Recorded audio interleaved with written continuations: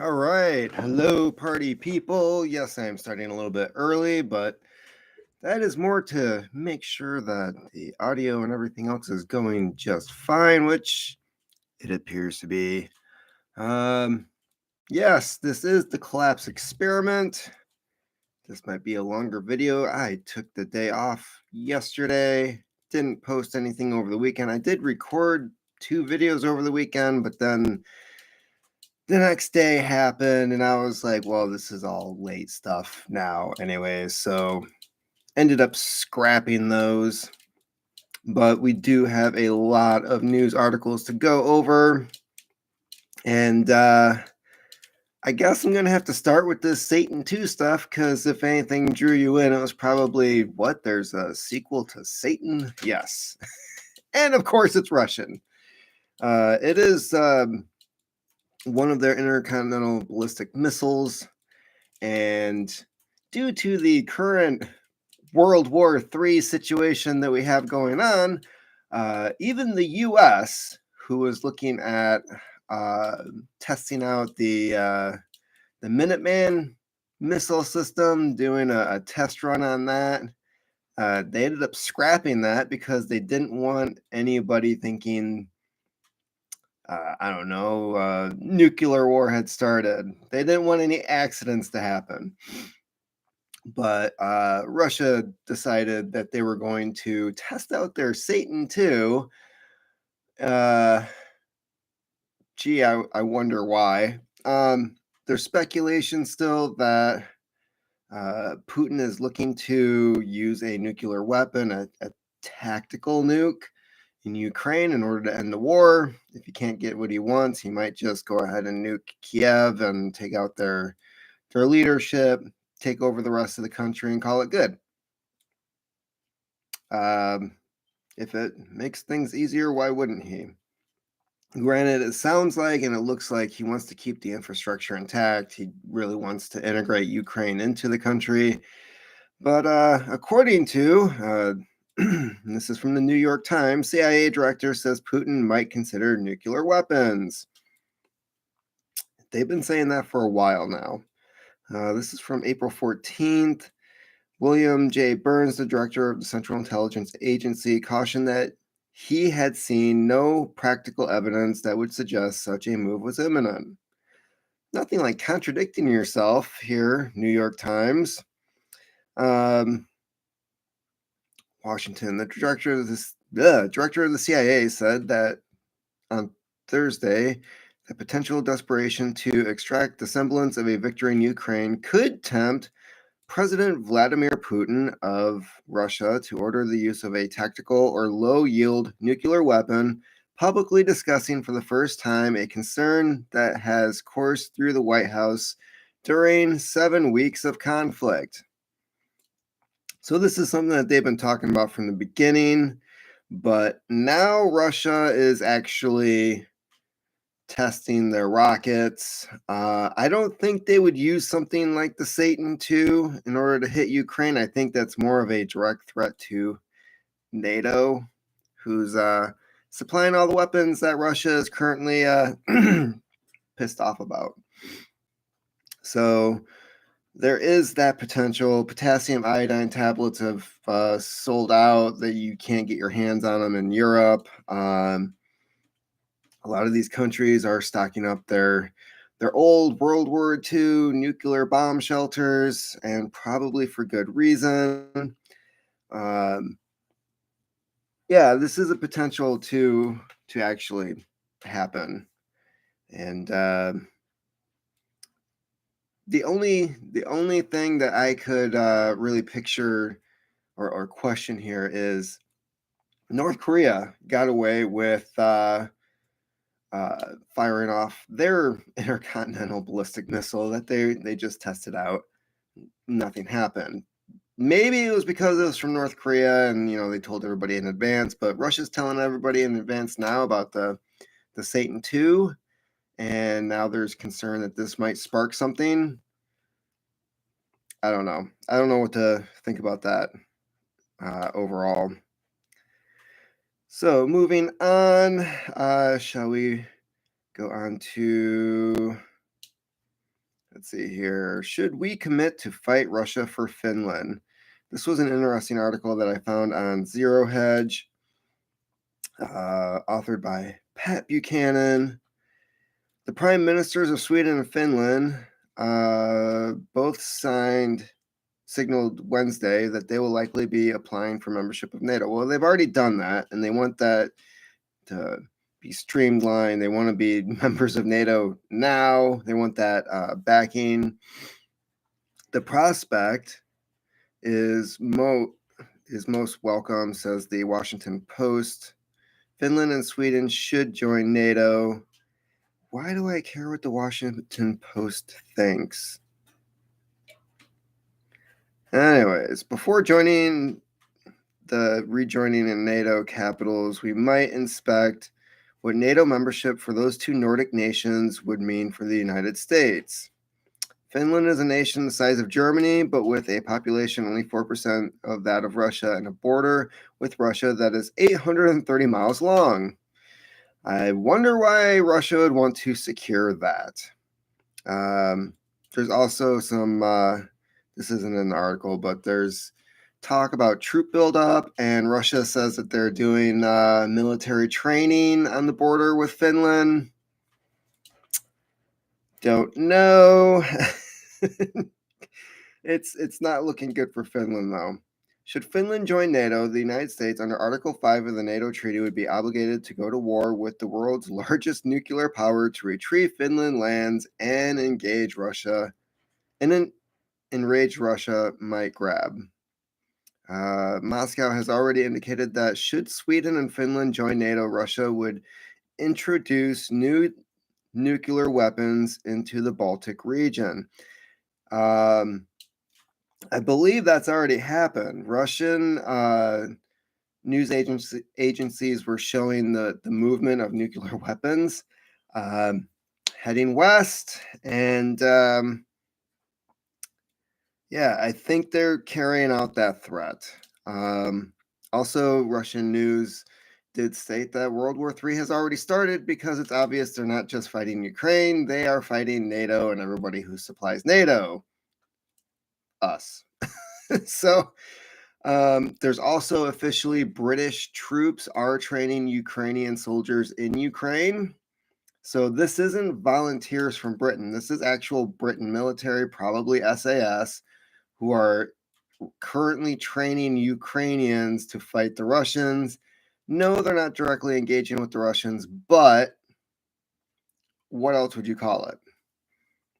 It's no different than us handing over Stinger missiles and in the lake. Let's see here. So there is some talk of like whether Sweden should just remain neutral, but it really looks like everyone involved here just wants to be on one side or the other. History holds lessons for us here. In March 39, 6 months after Munich, when Czechoslovakia disintegrated into its ethnic components, Britain issued an unsolicited war guarantee to Poland, then negotiating with Germany over the port city of Danzig, taken from Germany by the victorious Allies over World War I. Let's see here. And then, of course, they invaded Poland, blah, blah, blah. Yeah. So it really doesn't pay to try to stay neutral or have other people negotiate peace for you, as we now know 70, 80 years later. Oh, man. Let's move on to the food shortage situation. There's a great video by Pinball Preparedness on YouTube, prepping another big hit to the food supply, in which Pinball here talks about another food processing center in the United States caught fire. Weird. Why does that keep happening? Who knows? Could there be some conspiracy? Is this on purpose? How incompetent could these people be to set a building on fire that supplies a large amount of food to the rest of the country? Don't know. but he's pointing this out. There's been several of those lately over the last couple months, and it's starting to affect your store shelves, along with I don't know, everything else disrupting the food chain. Got my coffee. Life is good. Food shortage coming. This was on. Well, I shared this video on the collapseexperiment.com. This is Odyssey. An Odyssey video from Canadian Prepper, where he had a phone conversation with one of his freeze-dried food suppliers for his website. And the supplier said, can't really get you what you want. Our supplies are down over 90% for what we need to produce this food. We literally can't get our hands on it.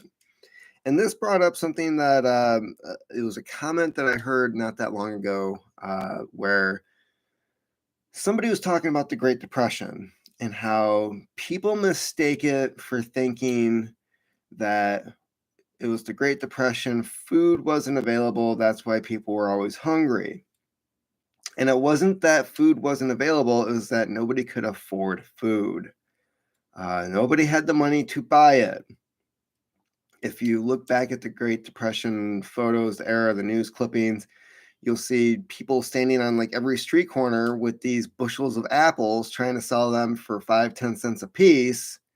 Nobody's buying them because everyone else is selling them. And so you had food. Nobody had money. And that was the big issue. So, you ate what you could afford, what you could get your hands on. A lot of interesting recipes out there for dandelion leaves, dandelion flower, dandelion root, the crap that just grows in your yard. So yeah, that was an interesting video that I decided to share on here, just because he has an inside source into this industry. And the big difference here is that we are coming close to a situation where it's not money that's in short supply, it's the actual food, the food that goes to your store shelves. And unfortunately, we live in a world of closed-minded idiots who don't realize how much food is actually around them. So what happens? They're going to be desperate. They're going to want that thing that comes in a package, like all the other food that they've ever eaten in their lives, not realizing that they're surrounded by all kinds of edible stuff that they could get their hands on. So completely opposite situation from the actual Great Depression. I'm going to save this Shanghai COVID thing for later. I want to stay on the food supply chain.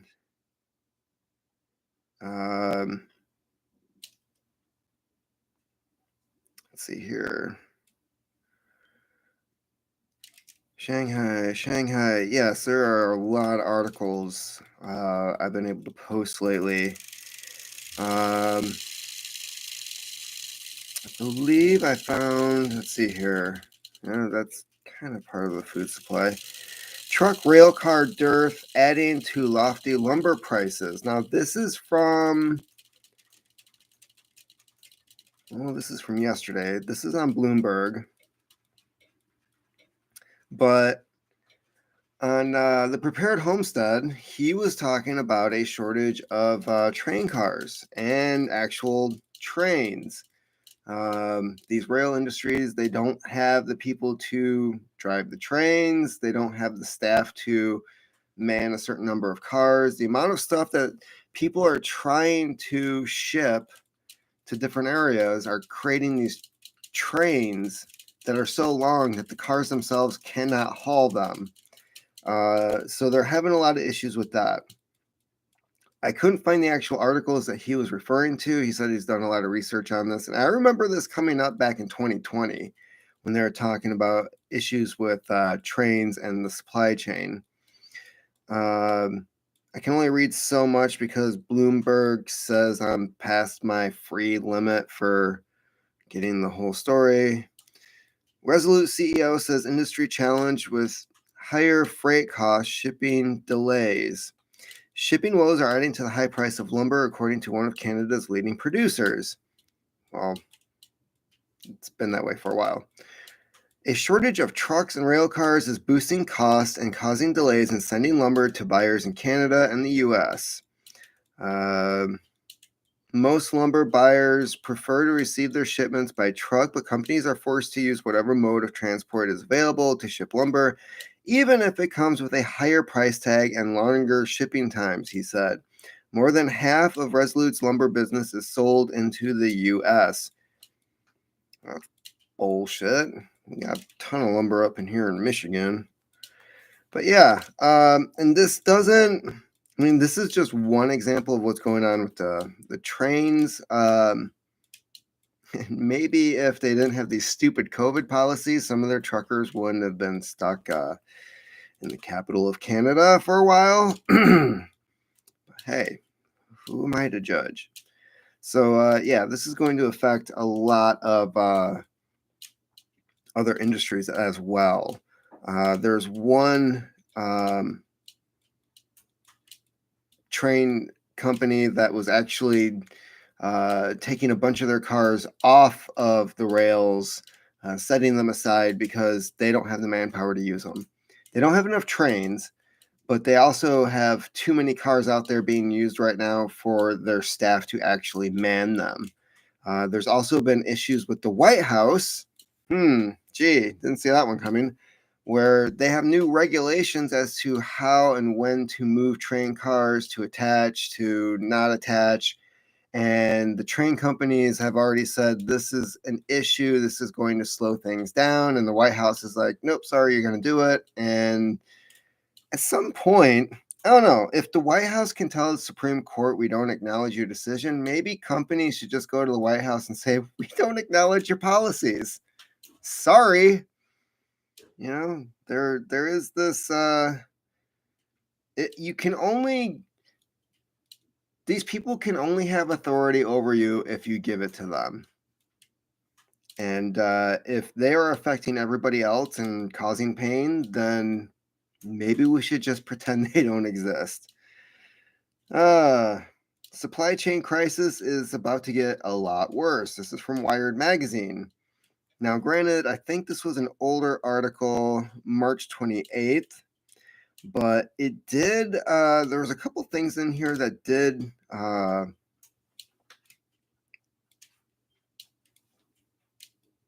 was kind of a red light to me, where like this part here, more than 1 million containers due to travel to Europe from China by train on a route that goes through Russia must now make their journey by sea as sanctions bite.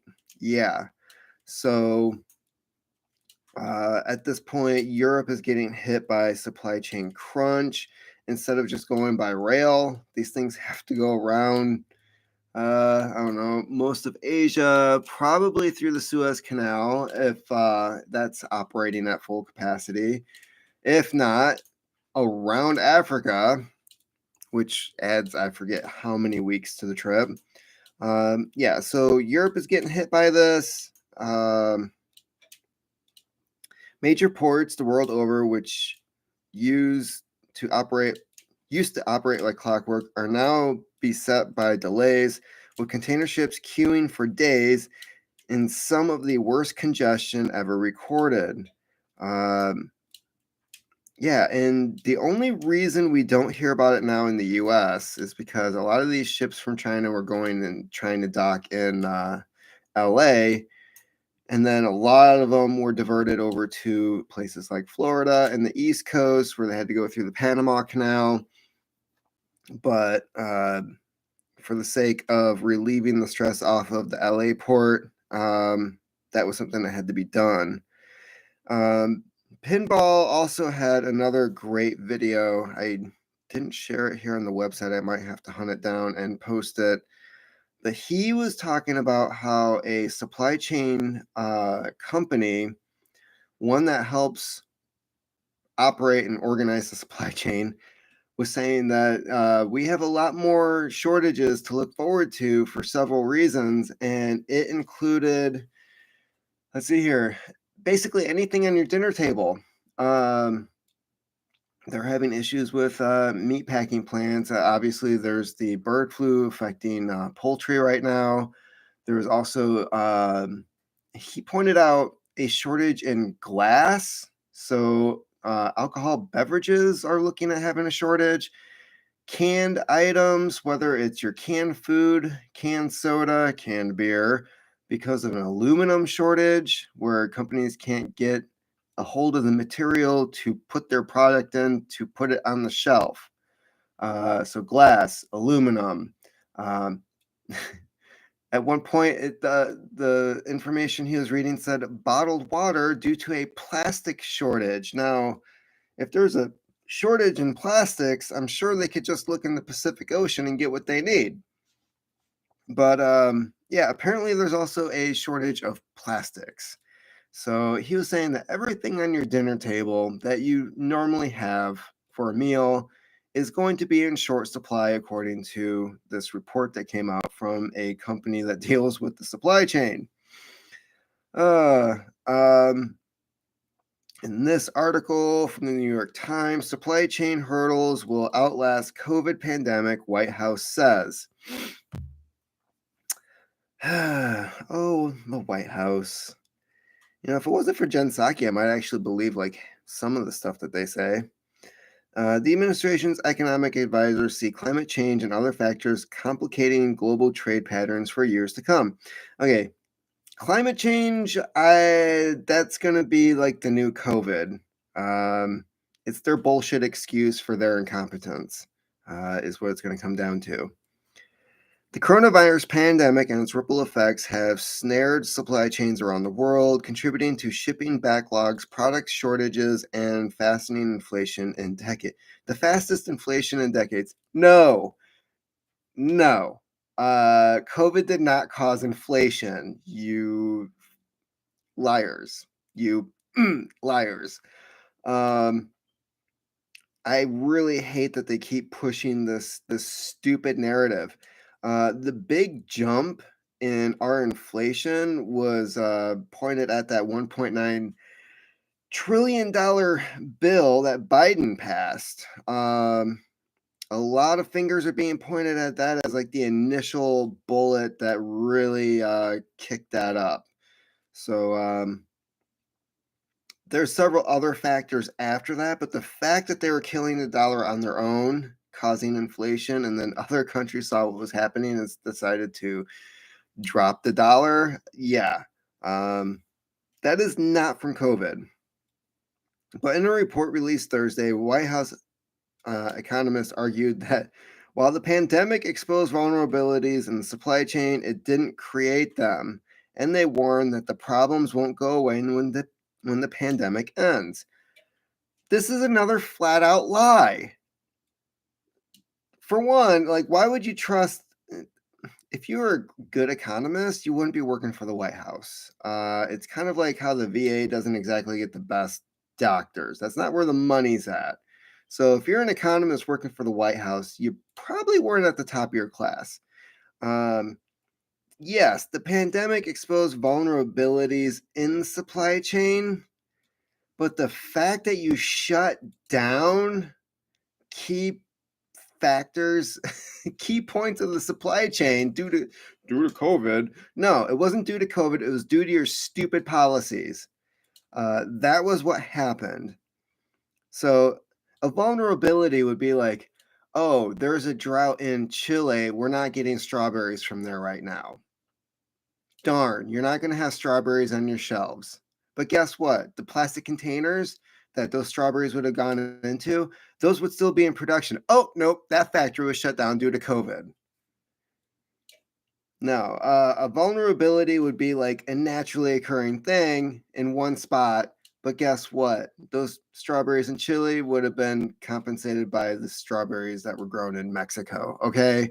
It's a world economy, and they don't seem to understand it.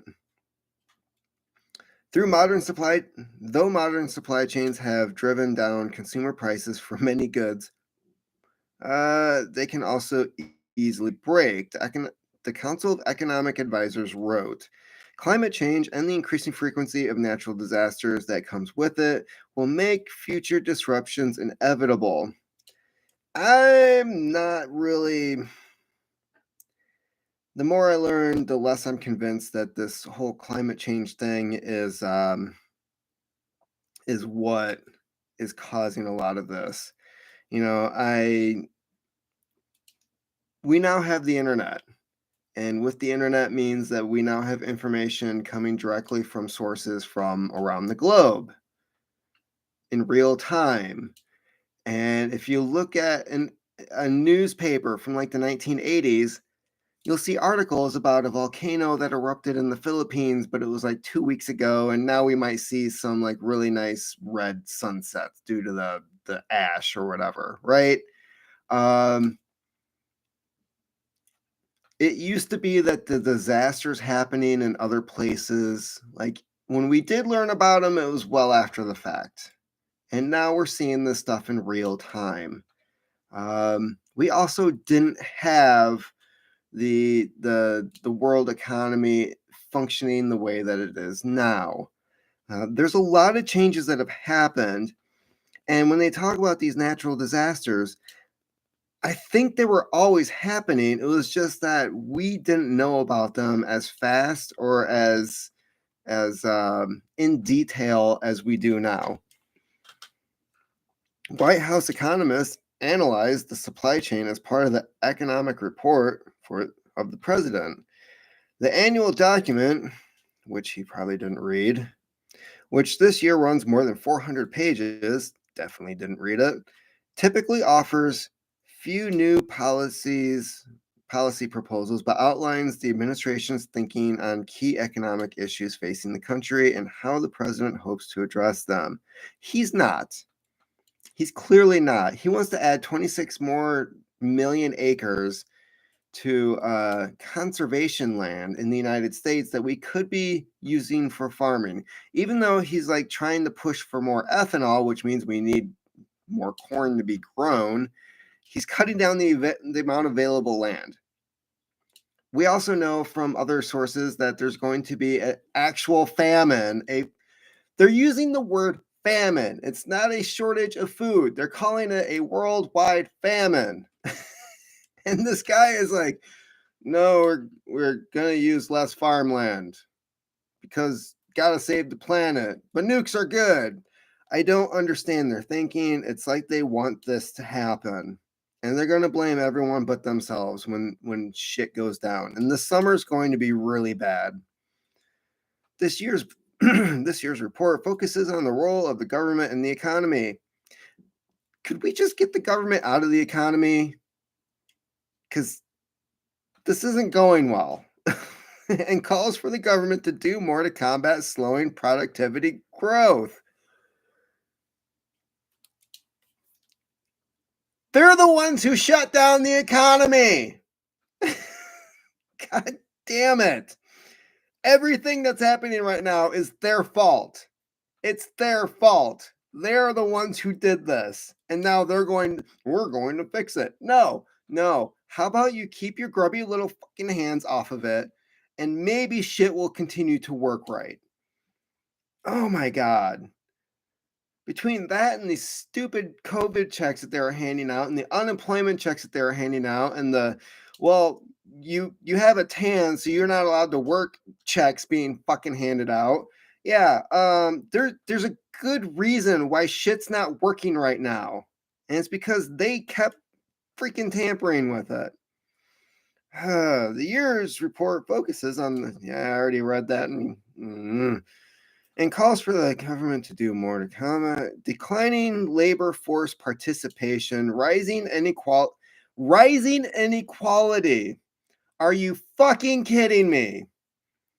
And other trends that long predated the pandemic. Rising inequality. Capitalism brought more people out of poverty in the last 30 years than any other system ever tried. Communism didn't work, socialism didn't work. But guess what? The majority of poor people, especially in China, who are living by UN standards in poverty, are now no longer in poverty. They're almost American middle class. Huh. Gee, I wonder what happens when you allow people to actually trade, produce products, sell their valuable labor for a good price. I wonder what happens. The US is among and remains one of the strongest economies in the world. Okay. But we look at trends over the last several decades, and some of these trends threaten to undermine that standing. At this point, I really don't know what they're talking about because it's a lot of their deregulation of Wall Street and a lot of the bullshit that they pulled with the I don't know the housing market. Maybe that's something that they should look into. You know, the things that they should be regulating, the ones that there were certain rules and laws that were put in place with Bretton Woods, and I don't know, we had a gold standard, and there's a whole lot of things going on that should have just stayed where they were, and they're like, oh, no, let's get rid of all that, and yeah, but now they want to regulate, and they want to regulate in the wrong places. Freaking awesome. The public sector has retreated from this role. No, not really. It's you idiots, and here's our checklist of people we want you to hire so you can get a tax break. That's the issue. It's not that the public sector retreated from its role of doing the things you wanted it to do, is that you forced them to do it in order to get certain benefits. And now productivity, I don't know, competency has freaking gone down. And I wonder why. Oh, what do you mean we can't just hire the best person for the job? Well, because they'd probably be white. Yeah, we don't want that. The report let's see here. The report dedicates one of its 7 chapters to supply chains, noting that the once esoteric subject entered dinner table conversations in 2021 in recent decades. U.S. manufacturers have increasingly relied on parts produced in low-cost countries, especially China. Gee, I wonder why that happened. A practice known as offshoring. At the same time, companies have adopted just-in-time production strategies that minimize the parts and materials they keep in inventory in an attempt to maximize returns to shareholders. Yeah, that's happening everywhere. You know, I work for a company who delivers things to your home on a regular daily basis, and they don't allow the centers that these trucks operate out of to carry brake pads. A simple thing like brake pads, they're not allowed, the mechanics are not allowed to order and keep on the shelf so that, I don't know, when the brakes go out, they can just switch out the pads and keep the truck on the road. No. Now we have a backlog of trucks that can't operate on the road because the brakes don't work. I don't understand this thinking. Because of outsourcing, offshoring, and insufficient investment in resilience, I wonder why that is.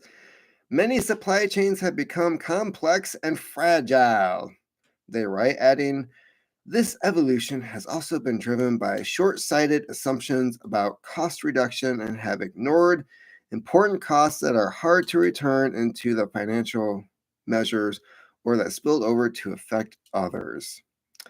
Yeah, short-sighted assumptions. That's how the government operates. So they have no business going after other people for that mentality. They do a lot of that themselves. Okay, let's go back to something that's rotten in the state of Shanghai's latest COVID lockdowns. Okay, so I'm going to combine 2 of these articles together on this one because um, China is now releasing actual death numbers coming out of Shanghai due to this new lockdown. And some of the videos I am seeing out of here, this isn't COVID. This isn't like their policies have absolutely nothing to do with COVID. They are beating people in the streets. They're trying to force people to get these PCR tests, which are not accurate. They're not supplying food to the people. There's an army of these people in these white biosuits going down the streets, trying to force people out of their homes. It is an insane, crazy situation what's going on in Shanghai. And it's almost like they're deliberately trying to starve 25 million people to death. There's no logical explanation for what China is doing right now. Make no doubt about it, there is something seriously disturbing about the state of the recent COVID lockdowns taking place in Shanghai, even for China. Here's what the outbreak looks like.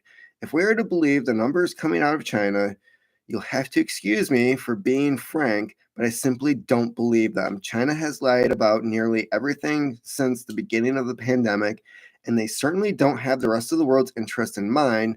Now they are allying with Russia economically. That is true.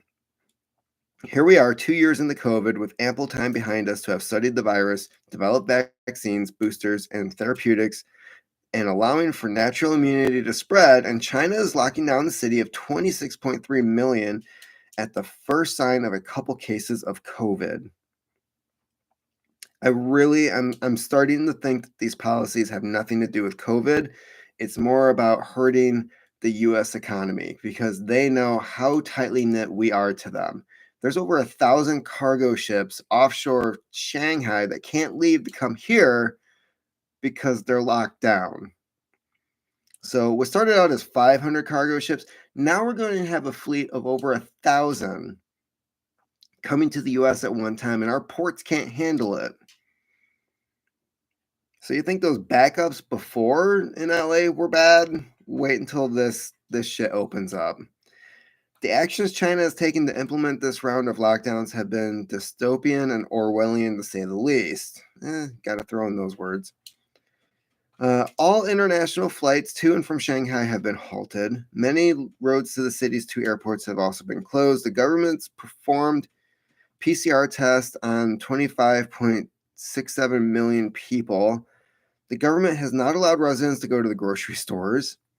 The government has put together tens of thousands of cots in 2 convention centers as quarantine centers, but they don't even have showering facilities.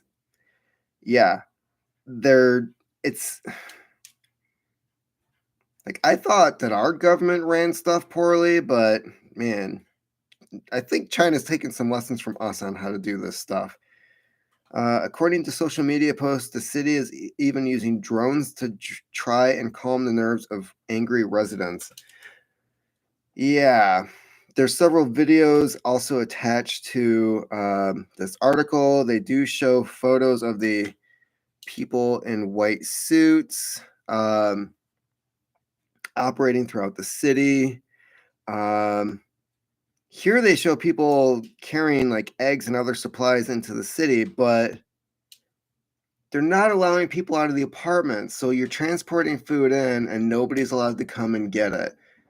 How are you going to organize home delivery to 26 million people? This is, yeah. So let's see here. If I had to bet it all today on why China is locking down the way that it is, I would take one of these 3 scenarios over actual implementation of the world's first most irrational health policy. The CCP is simply trying to usurp more power. There's something about COVID that China knows that the rest of the world still doesn't know. I could totally believe that. China is looking for an excuse to slow down its production to put pressure on the Western world at a time when it is trying to separate further economically from the West. Ding, ding, ding. I am going with number 3. Number 2 sounds appealing. I really don't think the Communist Party needs to implement more power over its people, but I would say number 3. Yeah, definitely trying to separate further economically from the West. That would be my guess. Now, getting back to the dollar, France has repatriated all of its monetary gold. All of it. They've been at this for a while. So, as like an insurance policy, a lot of these countries will hold their gold bullion, their actual country's worth. In other places, a lot of it was in Fort Knox. Other countries in Europe will hold gold for each other. The Central Bank of France has covertly repatriated 221 tons of gold between 2013 and 2016. Since then, all its monetary gold is stored in Paris. Repatriating all gold is related to France's aim to revamp Paris as a gold trading center. So a lot of people are getting away from this fiat petrodollar currency BS. Gold's role in the international finance and geopolitics has changed dramatically since 2008. The great financial crisis reminded central banks of radical uncertainty and the humbling aspect of risk. Instead of net sellers, central banks have turned to net buyers of gold, steadily purchasing more than 400 tons a year. There's only so much gold in the world, and China and Russia have been gobbling it up as much as possible. And so far, that's only worked to Russia's advantage. And previously, 90% located in Paris, 9% abroad. But yeah, all of it is now in France. So that's pretty interesting that France is now reclaiming all of its gold. You also have Le Pen, who is running against Macron, and she has a policy of like basically saying Russia has reasons to be pissed and we shouldn't be involved. And it sounds like a lot of the French people are kind of like, yes, we should not be involved. And there's a good possibility Macron could have a run for his money, because he's all for standing up for Ukraine. Le Pen, not so much. So we could definitely start having like a split in NATO, depending on how this election goes. This is an oldie but a goodie.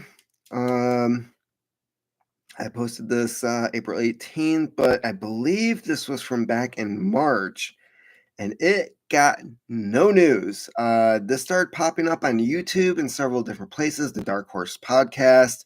This was an actual San Diego morning show where they were discussing there was an unexpected 40% increase in all-cause deaths in 2021. This does not include COVID. So, of course, they do touch on like the possible cause for all these potential side effects of a certain thing that people were getting en masse during a short period of time in 2021. So yeah, there was a certain medical product that was released, and this 40% increase are for people ages between 18 and 62. So what they classify as working age adults. And this is huge. It's the age range, and this information mostly came from insurance companies, but there's also military personnel who decided to run certain codes for different ERs around the country to see like what was coming in, who was what the medical conditions were for people dying that were coming in, and they were finding the same information. So yeah, younger people who are supposed to be fit and healthy of a certain age The people who keep the country running were dropping dead at a 40% increase. That is huge. They're seeing there's a 300% increase in the diagnosis of cancer. That's a weird one. Myocarditis, which that's a known side effect of something. Heart attacks, strokes, embolism, massive increases in a lot of these medical conditions. So you can watch that. The link is on thecollapseexperiment.com. It's very informative. They go into detail. This isn't your normal news outlet where they're trying to sugarcoat it. Well, we know what that's not from. And let's see here. Yeah, I already covered this, but there's also Shanghai finally confirms first COVID deaths since start of lockdown. Huge lockdown, but nobody was dying. That's weird. Pakistan hit with power blackouts as it struggles with fuel shortages and technical problems. Yeah, I thought this was interesting. This really stood out to me. A once-in-a-generation inflation shock is rippling worldwide and has become a significant source of social and political instability. In the weakest countries, Pakistan is the latest country to experience paralyzing inflation. Bloomberg reports almost a fifth of electricity generation capacity is offline in the South Asian country because some power plants struggled to purchase liquefied natural gas and coal due to high prices. Pakistan's energy costs has doubled to 15 billion in the last 9 months, ending February from a year earlier. 9 months ended February okay. The country has struggled with purchasing energy products that fuel its power plants since the conflict in Ukraine exacerbated the commodity shortages, sending prices to record highs. So more and more countries are going to start experiencing this. And if you look at the policies of the Biden administration, that is coming here shortly. It's not just going to be food in short supply. You're going to come home and even though you paid the bill, you're going to turn on that light switch and know whether or not there's any power. Okay. Speaking of oil from Biden's emergency CPR release is heading for Europe. That is right. That oil, what is it, 1 million barrels a day, something like that, to help reduce gas prices at the pump. Good morning over a pipe. I'll have to rewatch what I missed. There's still a lot to cover. You're not really missing all that much. I'm actually going to get to your questions at the end of this. But as of right now, oil from Biden's emergency CPR release is heading for Europe. Joe Biden's decision to release 180 million barrels of oil from the U.S. Strategic Petroleum Reserve, 1 million barrels per day for 180 days, ending just before the midterm elections with the Democrats. I love it. Who wrote this? This is awesome. Will lose in an avalanche, but the Democrats will lose in an avalanche. Was meant to help lower U.S. gasoline prices because Putin's price hike. Putin's price hike. Instead, it is heading for Europe.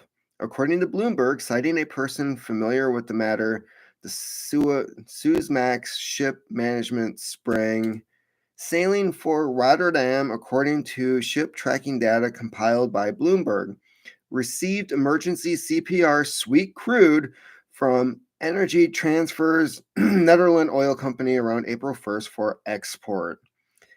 And sweet crude is the good stuff. That is what you turn into gasoline, all kinds of fuel, diesel. It's very easy to produce, unlike Canadian tar sands. This is the stuff that we stockpiled probably from Saudi Arabia or Iraq. And it's supposed to be meant for our military during an emergency. And instead, that is what they're doing with it. They're shipping it abroad. It is not going to the pump. We're almost back above $4 where I live per gallon. And not surprised. Not surprised at all.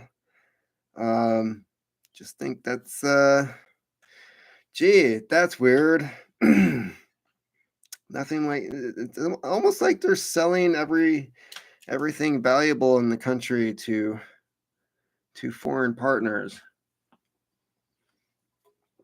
It's like the Titanic is sinking and they're like handing off the lifeboats to I don't know, all the other people except for you and me who are chained up under the cabins, waiting to be released to possibly try to survive.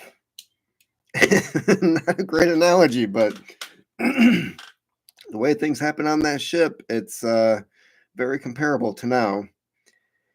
Man, I forgot about a lot of these articles.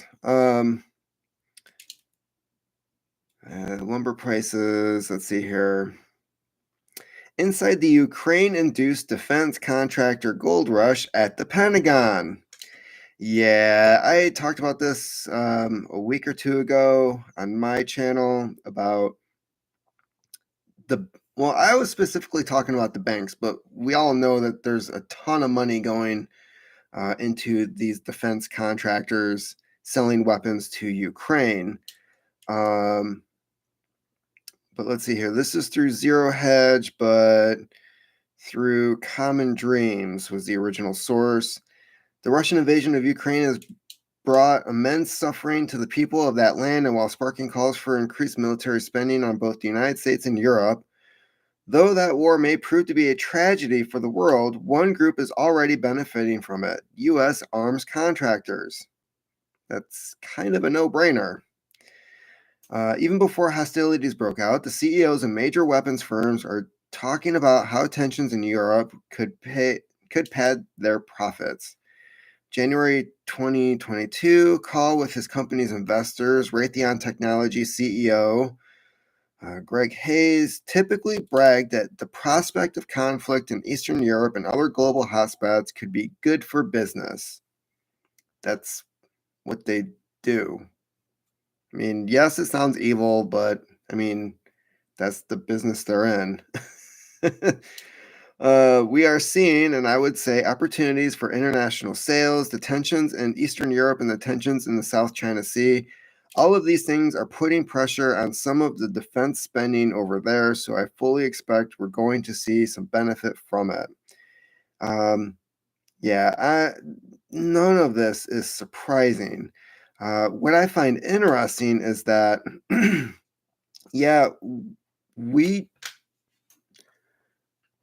we have a possibility of making a lot of money, but a lot of the weapons that Ukraine already owns are previous Soviet models, which we don't produce here, especially in mass. So you're not going to find 7.62 ammo being produced here that's going to work in an AK.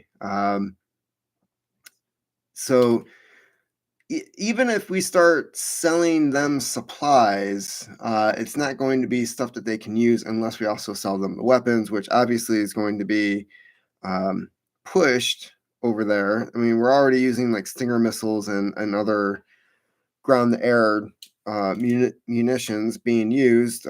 Cruise missiles hitting battleships. There's a lot of things that we are supplying, but when it comes down to the things that they're already using, we don't have any supplies to give them for the most part, which is why a lot of this stuff, it's why the U.S. currently is looking at like Poland. Hey, those old fighter jets you have, you want to hand those over to Ukraine? And Poland's like, nah, but you can. So I wouldn't be surprised if a lot of the former Soviet states are being asked to hand over like stockpiles of ammo from the former Soviet Union, things of that nature, which is still good. If you have things stored in like the old Russian spam cans, that stuff is still good.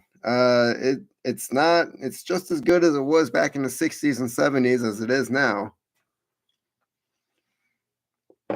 Uh, so yeah, there's definitely a gold rush going on there, and there's already military buildup in Poland. Poland is basically crapping their pants right now, worried that they're going to start seeing a Russian push in their direction. That's why they're asking for their own nuclear weapons in order to keep Russia off their border. Let's see here. I don't think that's everything. It might be. Let's see here. Food shortage. Let's see here. No, that's pretty much it. An update on Grand Rapids, though. Protests are still going on. This is a city that's about an hour and a half south of where I live. It's one of the bigger cities in Michigan, and they're currently having riots and protests. I'm going to say riots. They're going to say protests, but I'm sorry, when you have protesters pulling guns on people in their cars because they're trying to drive down the street that they paid for, um, and you just want to scream and yell and cry like a toddler in the street over whatever, that I would consider that a riot. You are committing a threatening, violent act towards somebody who's just going about their business, and yeah, so there's video footage of that coming out. Jack Prosobic is actually covering a lot of this, and they're getting information and videos from posted on Twitter of what's happening in Grand Rapids currently.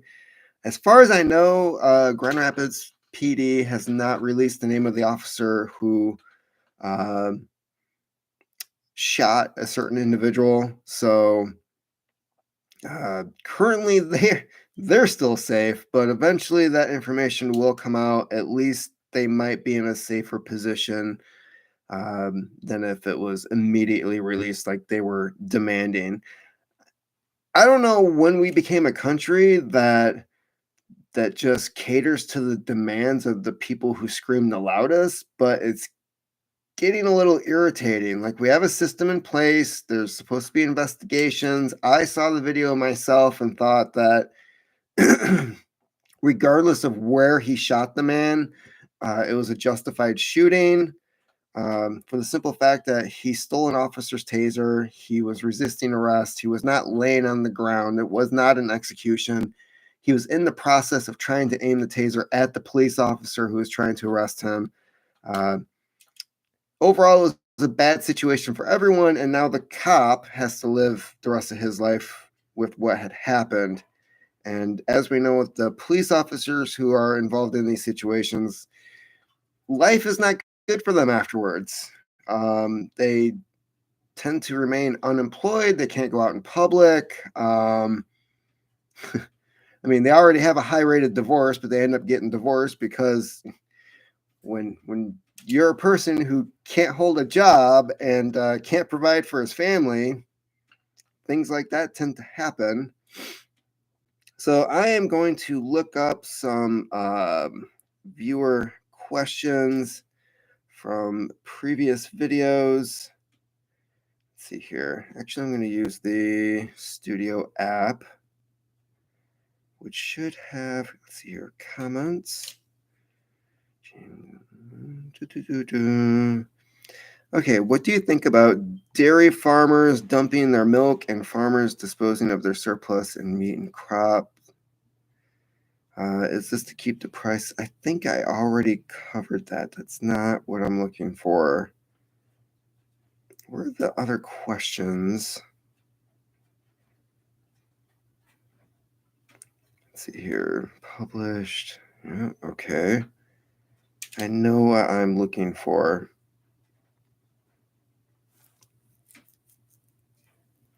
Well, this is weird. What happened to those questions? Because I believe there was something about inflation and a few other. Let's see here. I'm going to try going back to YouTube. This is irritating. I know that there were specifically. Yeah, here we go. I don't know why they didn't show up in the other app. Okay, the question from Overpipe. Hard to hack gold and silver. How much should one keep out of their bank account? Okay. For some reason I thought the question was something else, but well, let's see here. There's several factors about bank accounts. What's weird is that the government can see savings accounts, but what they are not allowed to touch is checking accounts. But then, like in my experience, checking accounts tend to be linked to debit cards, which can have their information stolen and then used by assholes to buy things like Chipotle. So currently, my thinking is you get paid, you sit down, you figure out how much your bills are, you pay those, you figure out how much is left over, if anything, and that is the money that you either transfer into a savings account, which I don't recommend at this time, or you withdraw that money and keep it as cash. It's good to hold cash for several reasons. I mean, we saw the power outages in Pakistan. I've been to the store when the power's been out, like our local Meijer, and if the power's out, they're running a backup generator. They've got to get people out of the store within a certain amount of time because the fuel is only good for so long, and they also have to keep the fuel running, the power out, everything directed towards refrigeration and freezing, so they don't lose product. But that also means they can't run credit or debit cards. So everything is old school. If you have cash, you can get through that line quickly. They used to pull out the old sliders where they put your card in, they put the paper on top, they'd rack it through and make a carbon copy, and that was how they would later charge your card. That raised number system doesn't exist on the cards anymore. Everything is the chip. So at this point, I don't know how a store would charge you if the power was out and they could not use that system. But if you have cash, you can walk out with the things that you have in your cart. So that's something to think about. Personally, I'm only keeping a small amount for, let's see here, there's like some bank charge that they have for like securing my online identity, which has worked out great so far. So there is that charge, and there might be other, like if you have um, other like online subscriptions, things like that, where you're billed like once a month or something like of that nature, you might want to keep extra money in there for that. That all depends on like what you have going on financially, but anything other than bills, I would just take out. But that is me. I am not a financial advisor. I am an idiot. Do not listen to me. Do your own thing and actually contact a financial advisor. That is my disclaimer, and I am sticking to it. And the second question we have here. Nope, that is the same one I just saw.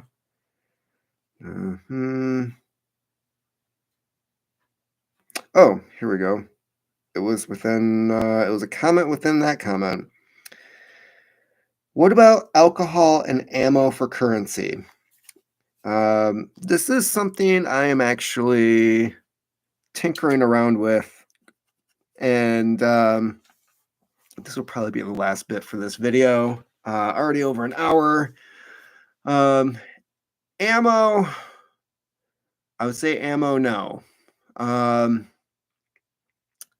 if you have ammo that you do not have a gun for, something like that, I've heard of people, if they come across a good deal, they'll buy ammo even though they don't have a firearm that uses that that round. And they'll do that for the sake of possibly using it for trade. If you are trading ammo for other things, you had really better know and confidently know that that person is an ally, a friend of some sort. Um, Even a close neighbor, you don't know what's going on at home. You don't know their situation. Yeah, you open your door to trading, and you say, "Oh, I see you have this. Well, I've got this box of 410. I don't have a 410, but I know you do, and you might want to use these for hunting or self-defense." So you make that trade, but then later that night they come back with a fully armed 410 and take the rest of your shit. You don't know. That is, I hear a lot of people saying that, like, yeah, you can trade ammo. Why wouldn't you? That's going to be currency. You're arming somebody who has the potential to come back and now use that currency on you. There's a reason why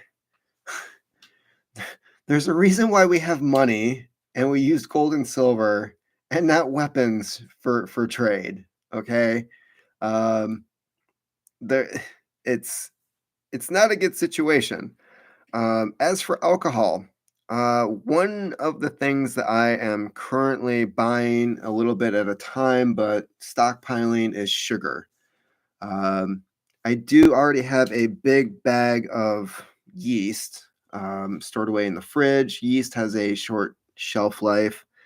Um, but down the street from me is a winery, and one of the things that we have a lot of access to around here is dandelion. So I have a recipe. The guy down the street has a recipe. So one of the things I'm planning on doing this spring is, once the dandelions come up, is making as much dandelion wine as I can. One of the key ingredients, of course, is sugar, yeast. The dandelions add the floral scent to it. There's a few other ingredients that go into the mash, the batch for making this product, but I have several dozen empty wine bottles. Uh, I've made this before, and I can tell you, even if and it's a low possibility here at this point, even if stuff doesn't happen, I have bottles of dandelion wine from 5 years ago that I've recently opened, and it ages well. It does not seem to go bad. So having sugar for trade, sure, why not? But when you can produce it into something else with more value, say a bottled form of entertainment, or know, a drink, something that people are gonna want when times are bad, to feel good for just a little bit, that is a valuable trade. Um, and considering the recent news that there's going to be a glass shortage, and the likelihood that places like wineries, breweries, um, distilleries are not going to be able to bottle their product and ship it where it needs to go, and we're going to end up having a shortage of alcohol. Being able to produce this at home and trade it with those around you is going to be a huge plus. The downside is they might get drunk, right? I mean, there's there's not too many downsides to handing off alcohol to somebody. This isn't, and it's not a distilled product. You don't have to worry about people going blind or anything like that. So it's fairly safe. It's just, what's the alcohol content? How potent is it? How fast are they drinking it? Well, I mean, they're an adult. That's on them. So that is actually one thing I'm looking into. And as of right now, sugar is still fairly cheap from what I saw at Aldi. Um, and on a side note, I did go to Aldi. I wanted to check out their canned goods. It's one product that they're saying that there's going to be a shortage of due to um, limits of steel and aluminum that are coming down the supply chain. So I wanted to see if canned goods are still affordable. The sticker price on the shelf was higher than what it rang up at the register. And I don't know if there was a sale going on or if they had updated the shelf, but the system itself had not been updated. So I actually got the reverse deal of what other people have been noticing, where the sticker price is low on the shelf and then it rings up higher at the register. That's something that's been happening a lot lately. It's something to look out for. But when I did the math and I went up to the counter, I was expecting to spend like 14, 15 bucks for what I was buying, and it rang up at 12 something. I looked at the receipt later and everything was still the original price. So prices are going up. I seem to have gotten there at the right time for the little bit that I bought. Still saved a couple bucks. I'm guessing it would have been $2 or $3 more expensive for the couple canned goods that I bought. Carrots were still 50 cents. Peas, I think, were like 54 cents. There were other things like sliced peaches. Those were close to $1. I think they rang up at like 94 cents, something like that, maybe a little less. But I doubt it. There was a couple of things I bought that were $1 for per can. And it wasn't even meat. I didn't even purchase like any tuna, corned beef hash, anything like that. And that stuff is getting insanely expensive. But that's about it. That was everything I had. And granted, we were catching up with the news after taking yesterday off, but it is 20 minutes to 10. I still have things to do around the house, and hope everyone takes care and keep on typing.